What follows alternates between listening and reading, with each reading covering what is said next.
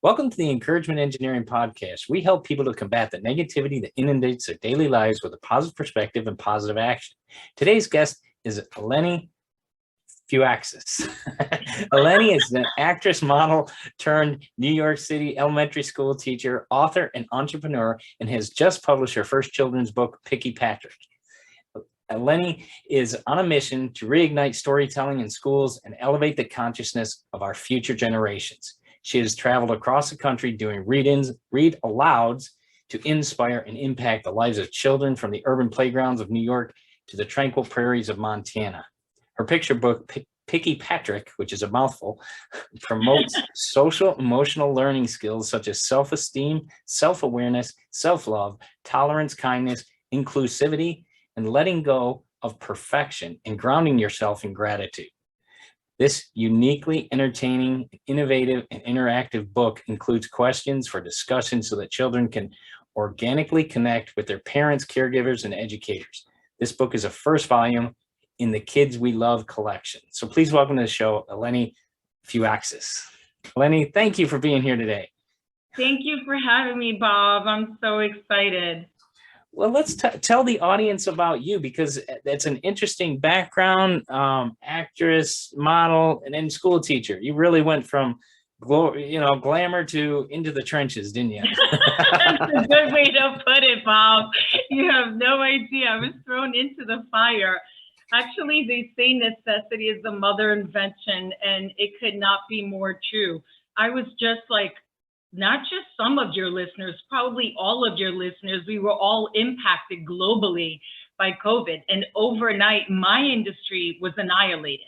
Wow. And as you mentioned, I was an actress and a model here in New York for over 2 decades. And overnight, wow, all of that, just came to a screeching halt. And I'm home with my children, like most of the world, trying to help them navigate this difficult time, but also trying to figure out, what am I going to do? How am I going to pay my bills?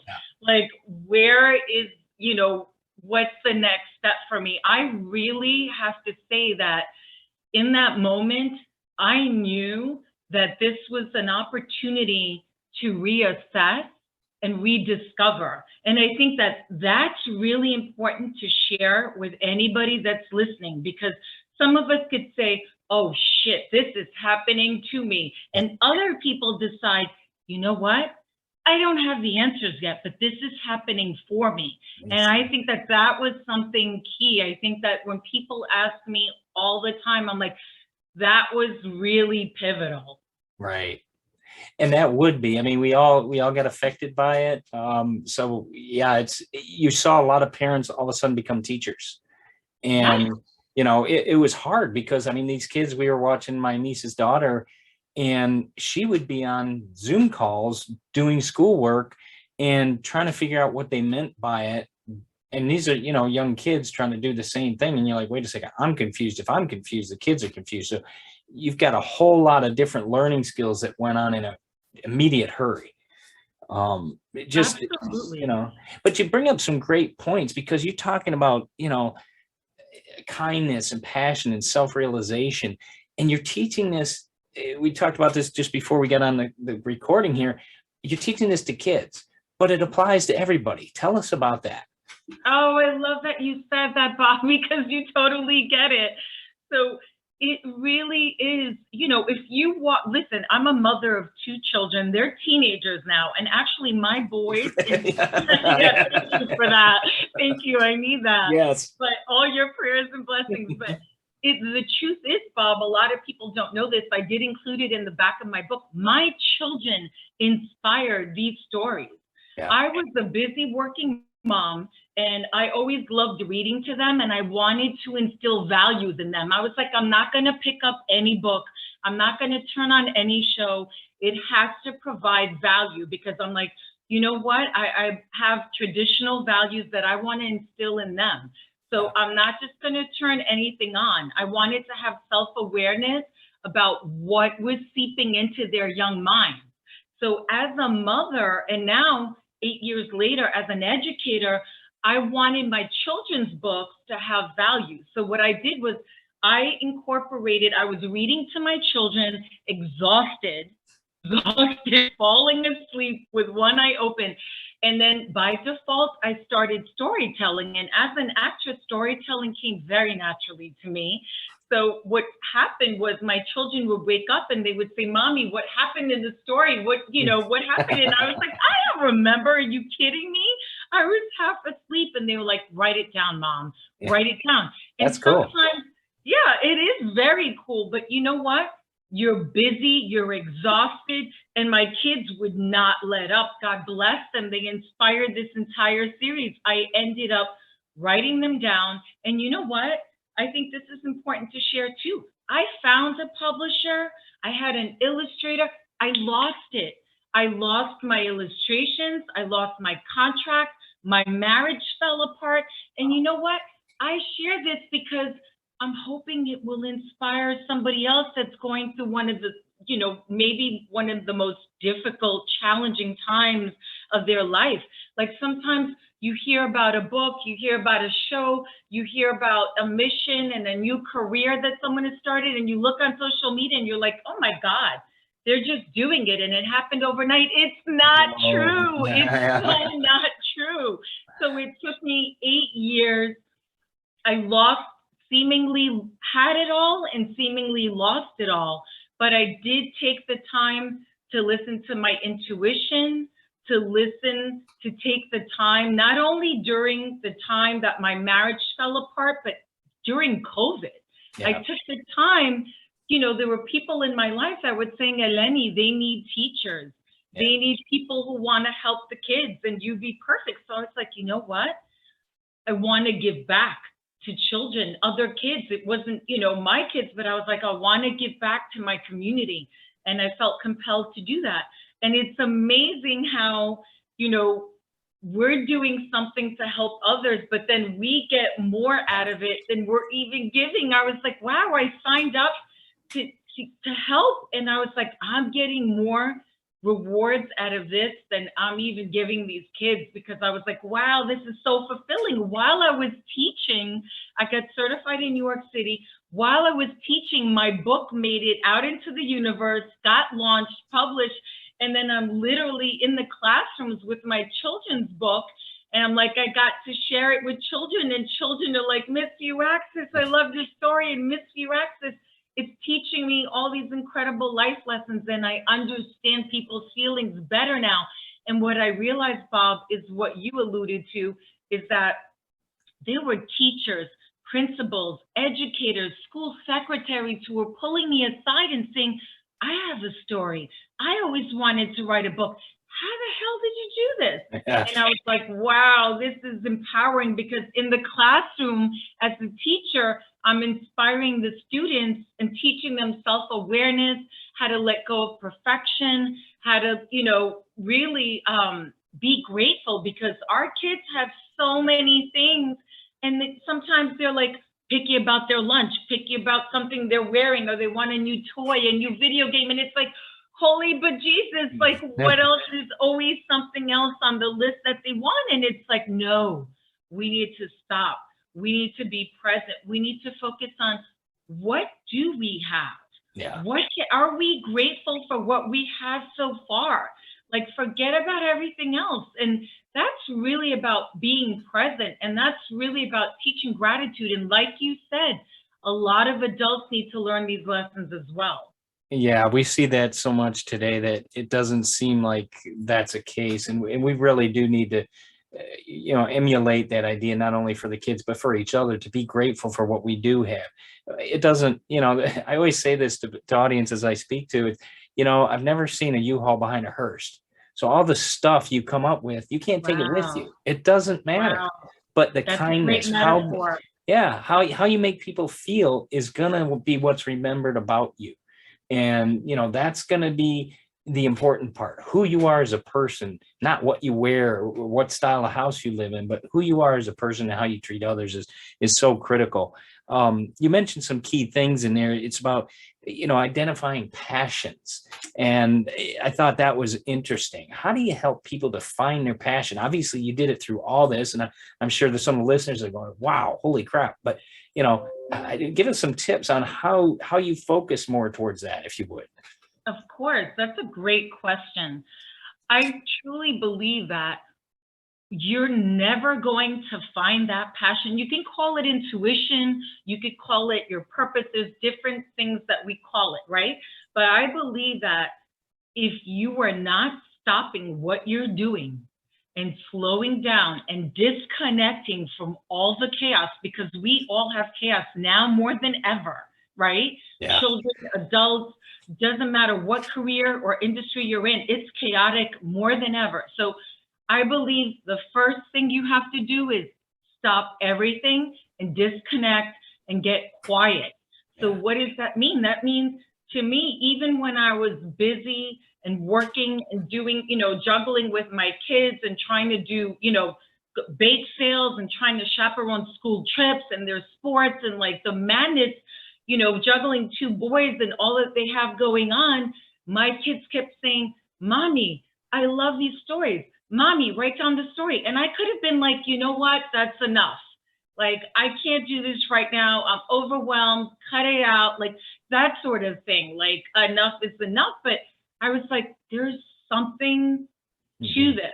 The fact that these children are so enamored and engaged and authentically entertained, and the fact that I'm trying to instill values and still entertain them, and like that I can give back, and like, I was like, embrace it, Eleni. So I disconnected. I started listening organically to the things that are moving me, that are creating passion in my life. So this was creating passion in my children, and that inspired me.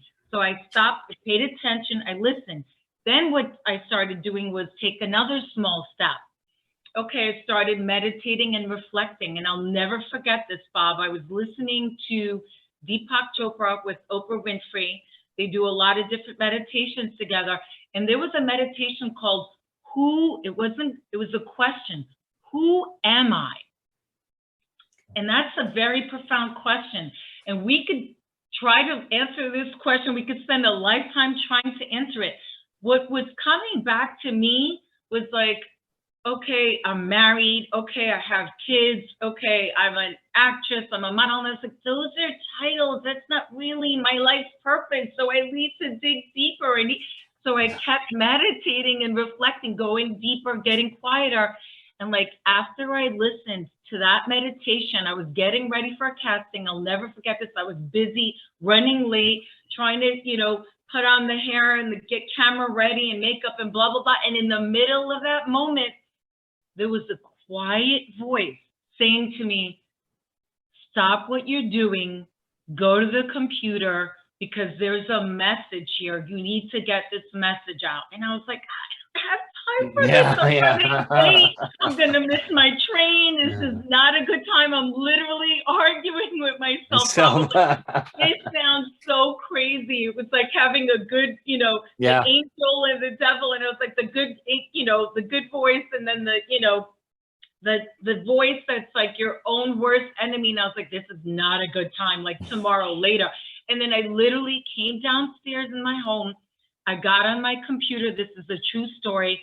And I started, and I'm not fast on the keyboard at all, but it was just, I was on fire. I was just like, I was just like on my keyboard, typing away. I wasn't thinking about, oh, let me put a story together. What do I want to incorporate? What's the pivotal moment? What's the epiphany? None of that. None of that. It was just pouring out of me. And then when I sat there and I looked at it and I read it back, I started to weep. Oh, wow. I will never forget that I was weeping. I was like, I felt like I had literally birthed something in that moment. It's the only other way I could describe it, because I've birthed 2 children. Yeah. And this was my 3rd birth, because this children's series is a labor of love. And I literally felt like I just gave birth. I was shaking, I was weeping, and I was like, wow, this is the beginning of something. I didn't have a formulated, finished idea. I didn't have a publisher. I didn't have an illustrator, but I knew that I was onto something, and I knew that it was my life's purpose. Awesome. And that's where that intense feeling comes about, with when you have something like that and it's just got to get out. Like you said, it's not at the most inconvenient times. I'll do that too. I'll be thinking, okay, I'm getting ready, I'm tired, I'm going to bed. Then all of a sudden a thought pops in your head. Wait a second, I got to go check, and put it down. And just because I know myself, if I don't, I'm going to lose it. In the morning, you're going to be like, wait, what was that again? And then eventually it might come around. But while you have that fire in your belly, that fire in your mind, get it down, get that thought down. It could be a key word. It could be, like you said, a brain dump, whatever it may be. That's a great way to understand your passion when it's coming from your heart. I think that shows such a better value because it's truly you. That's great. Wow. I love what you shared too, Bob, because again, it's interesting. I think it comes in our quiet moments, maybe our most vulnerable moments, when we're not. I think that a lot of times we get in our heads and people say, I want to start a new career, I want to start a new passion, and you're mentally on that bicycle, but you're not, your passion, your intuition is not speaking to you in that moment. So like you said, it may not come at a convenient time, but you know what? Journal it. I've been journaling for years. I write things down on my phone. I have notebooks everywhere. And a lot of thought leaders share this in common. I think that is so important to do. And I try to encourage children to do that as well. When I read my stories and they're inspired, they're like, oh, I always wanted to write. Or a lot of kids love drawing. And I'm like, keep a notebook of your drawings, keep a journal of your writings. And I tell them, I'm like, maybe one day you'll be making illustrations for my next children's book, or maybe one day I'll be coming to a reading of your children's book, and they're inspired by that. And I want to inspire your audience to do the same thing, to pay attention to when that voice is speaking to you and honor it. Don't judge it. Don't judge it.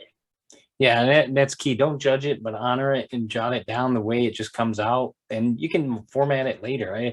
That's how I write my books. I have thoughts and I'll write down something that might apply to chapter 1, and then next day it'll be something else. It'll be chapter 5. I don't have a formula of intro, blah, blah. Yeah, you have a table of contents, but that comes after the fact of these ideas and how they come about. So great idea there.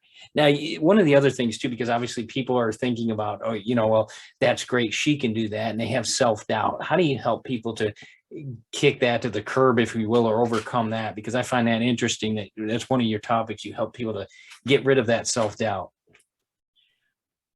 I'm a big believer of affirmations.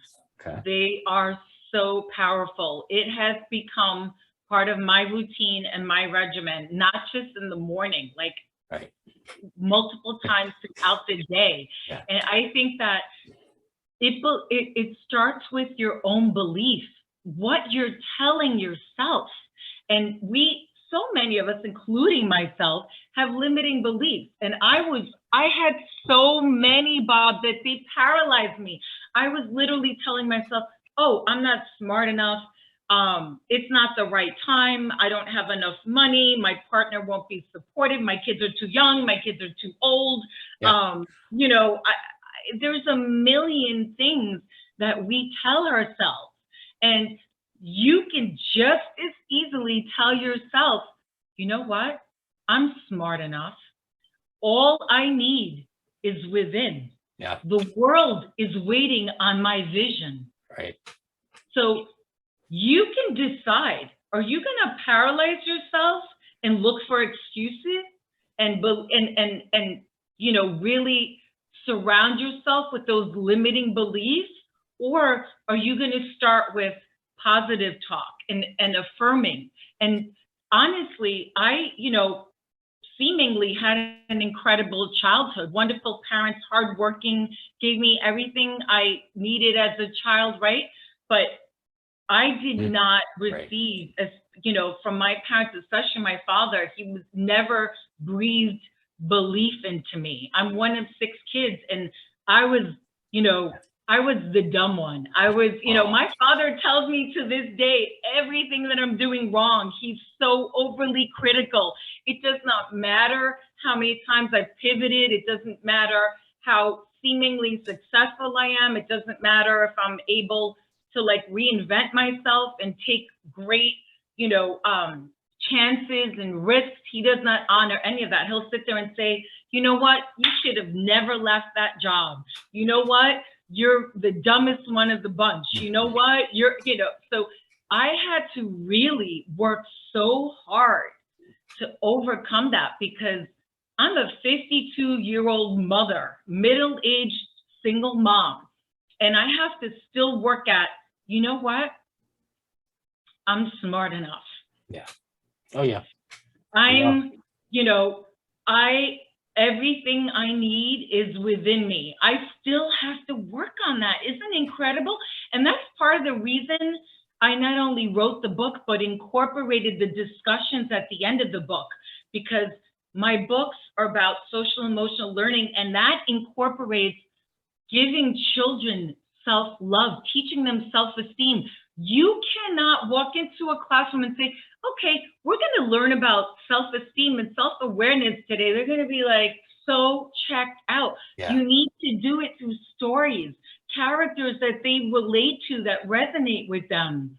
So the story of Picky Patrick is resonating with children because this child has an assignment in school. He feels overwhelmed. He feels frustrated. He's feeling ungrateful. And there's a huge, curve and arc in the character and in the story. And he has a self-revelation.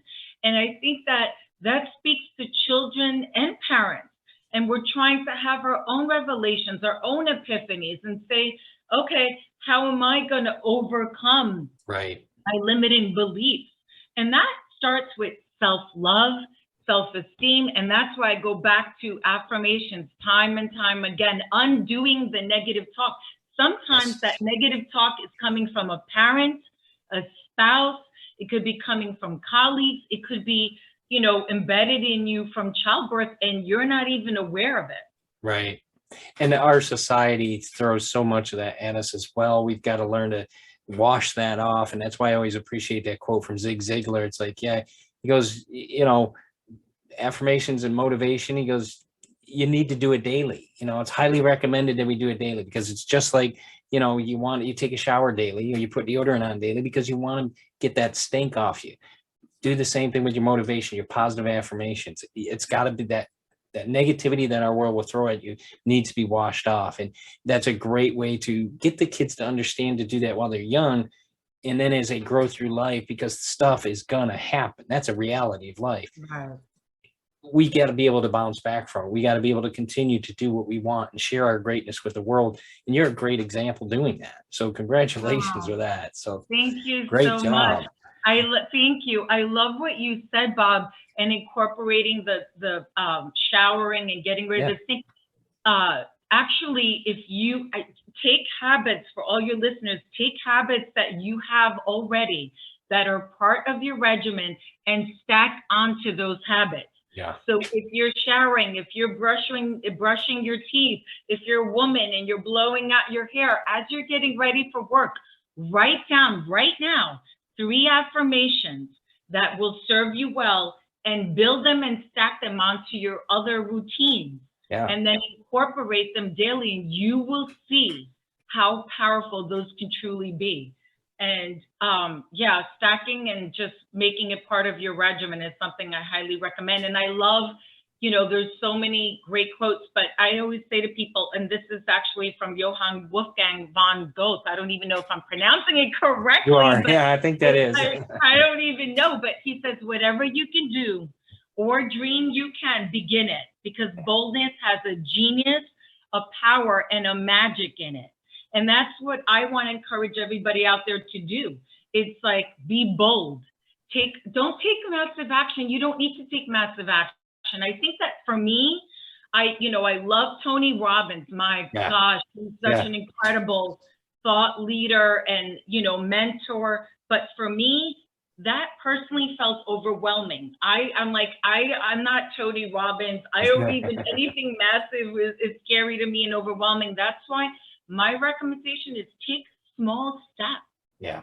Do something small to take a leap of faith and see, how you can incorporate it into your daily life. It can be small, but powerful, something manageable. So that's what I always, recommend, just starting small. And that's what you mentioned in, your stacking scenario. Take some quotes. You can paste those on the mirror while you're getting ready in the morning. You can, affirmations that you can repeat. You can, listen. The biggest thing is we all have the power to do this. It's pressing that big red button on the remote control. Shut off the idiot box. You don't need to be getting the inundation from the TV unless it's, something educational or funny possibly.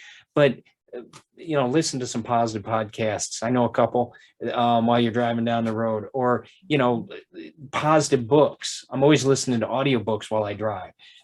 Things like that. Just change the little routines, because you're going to be in the car anyway, right? Or if you're going out walking, you can put some headphones in and listen to, your encouragement. You can listen to positive books. You can listen to positive recordings, listen to, things you talk about, this podcast. It's all kinds of things you can do just because you're already doing other things. So great ideas for that. It's what you're filling your mind with. Yeah. We choose every day what we put in our body. We have to think about what we're putting in our mind. And like you said, it's like when you go to the, gas station, you're putting gas in your car, you need to fill up your most important muscle, which is your mind. So think carefully about what you're putting into it. And, that goes for kids too. If there are parents out there listening, what are you feeding your child? And of course, nutrition is important, but beyond that, mentally, what are you feeding to them?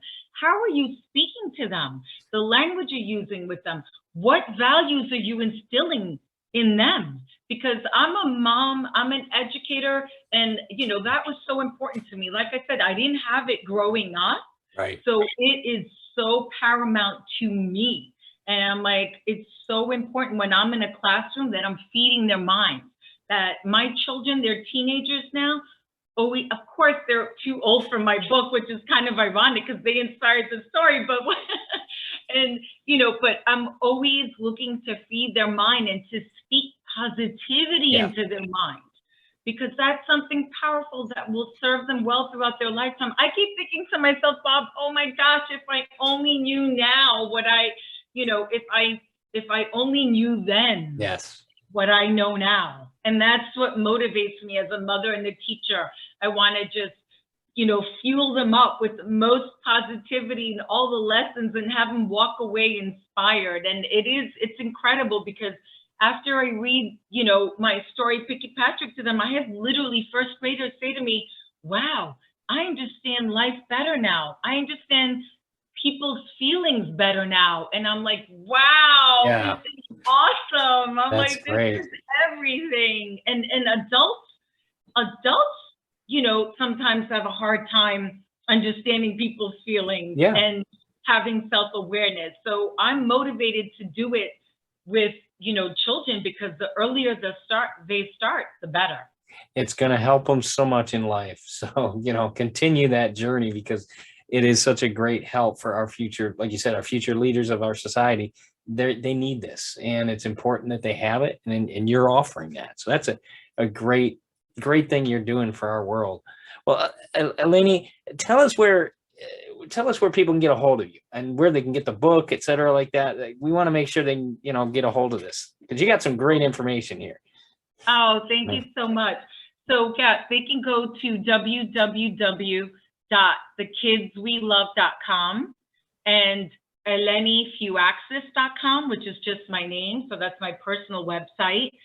Picky Patrick, it's sold on Amazon.